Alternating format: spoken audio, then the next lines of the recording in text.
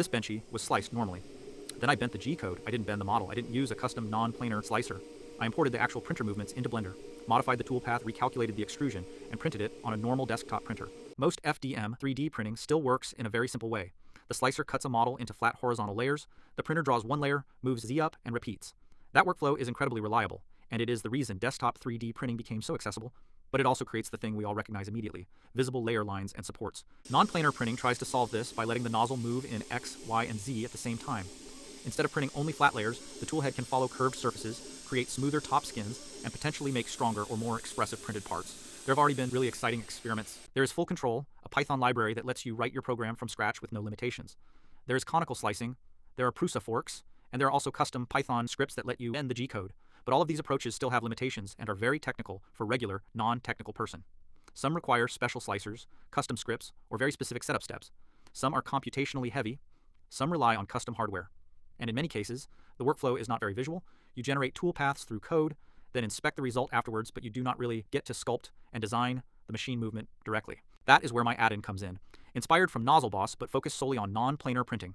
This is Vector Control Layer Variation Add-on, VCLV in short. The idea is simple. Start with a normal sliced G-code file, import it into Blender, modify the toolpath visually, and then export it back to printable G-code. So instead of writing a full slicer from scratch, I use the slicer for what it is already good at: print settings, extrusion behavior, start code, speeds, and the basic structure of the file.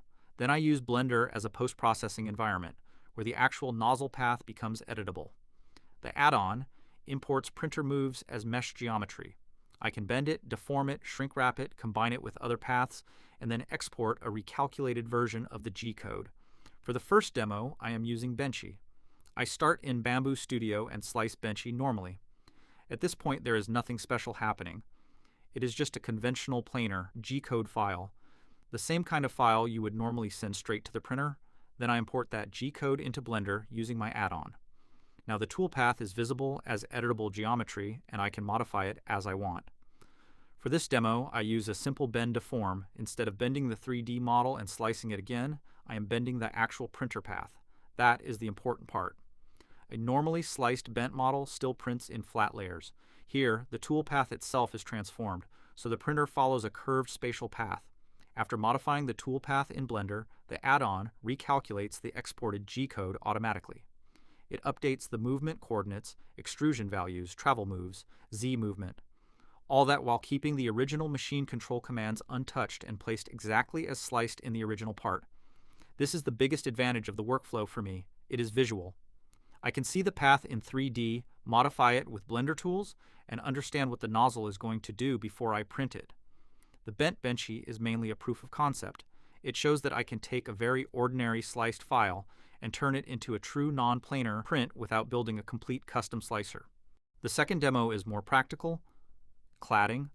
For this, I combine two toolpaths. I slice both parts separately in Bamboo Studio, while the second path will act like a surface skin. Instead of letting the slicer create a shallow curved toe surface as many little flat terraces, I can create a non-planar cladding pass that follows the surface more smoothly. Only thing I need to keep in mind is to have them positioned in the same place. That will make every future step easier. In the add-on, I can import both paths. I don't need to modify anything for the base part. I only need to modify the top cladding layer.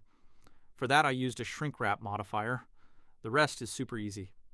In the add-on, I select Combine Tool Paths, and the add-on takes care of the rest. Of course, there are limits. A standard desktop printer can move X, Y, and Z at the same time, so true non-planar movement is possible. The nozzle usually extends only a small distance below the heater block, fan duct, and silicone sock.